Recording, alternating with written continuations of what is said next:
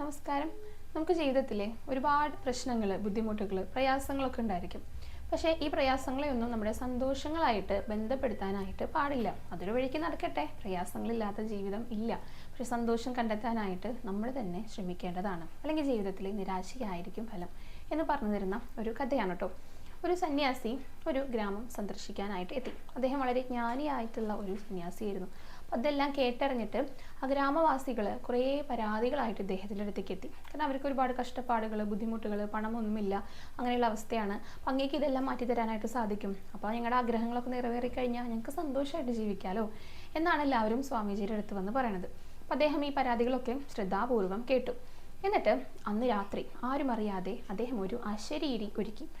അതായത് പിറ്റേത്തെ ദിവസം ഉച്ചയാകുമ്പോൾ നിങ്ങളെല്ലാവരും, അതായത് ഈ ഗ്രാമവാസികൾ എല്ലാവരും അവരവരുടെ എല്ലാ കഷ്ടപ്പാടുകളും ബുദ്ധിമുട്ടുകളും ഒരു സാങ്കല്പിക സഞ്ചിയിലാക്കി കൊണ്ടുവന്നിട്ട് ഒരു നദിക്കരയിൽ ഉപേക്ഷിക്കുക.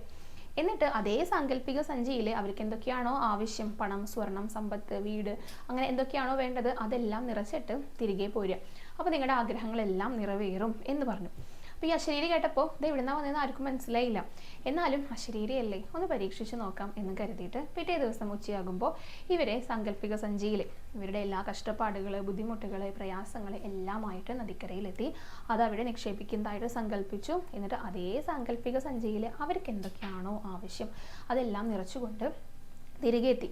അത്ഭുതം എന്ന് പറയട്ടെ, അവരാഗ്രഹിച്ച എല്ലാം അവർക്ക് അവിടെ തയ്യാറായിട്ടുണ്ടായിരുന്നു. നല്ലൊരു വീട്, സ്വർണം, പണം എല്ലാം. അങ്ങനെ അവർക്ക് നല്ല സന്തോഷമായി. പക്ഷേ ഈ ഒരു സന്തോഷം അധിക നാൾ നീണ്ടു നിന്നില്ല കേട്ടോ.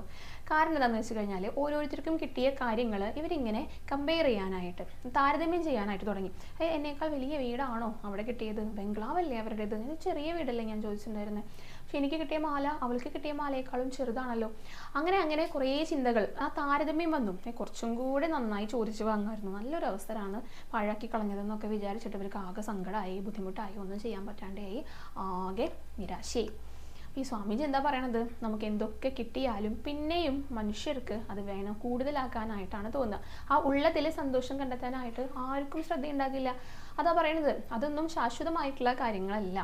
എന്തൊക്കെ പ്രശ്നങ്ങളുണ്ടെങ്കിലും അതിൻ്റെയൊക്കെ പരിഹാരങ്ങൾ തേടാനായിട്ട് നമുക്ക് കഴിയണം. അതൊക്കെ ഒരു വഴി കൂടെ എങ്ങനെ പോകും.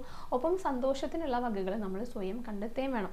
ഇതൊന്നും പുറമേയുള്ള വസ്തുക്കളിലല്ല സന്തോഷം കാണാൻ പറ്റുക. ഇതെല്ലാം നമ്മുടെ മനോഭാവമാണ്. നമ്മുടെ മനസ്സിൽ നിന്ന് തന്നെ, നമ്മുടെ ഉള്ളിൽ നിന്ന് തന്നെ നമ്മൾ സന്തോഷം കണ്ടെത്താനായിട്ട് ശ്രമിക്കണം.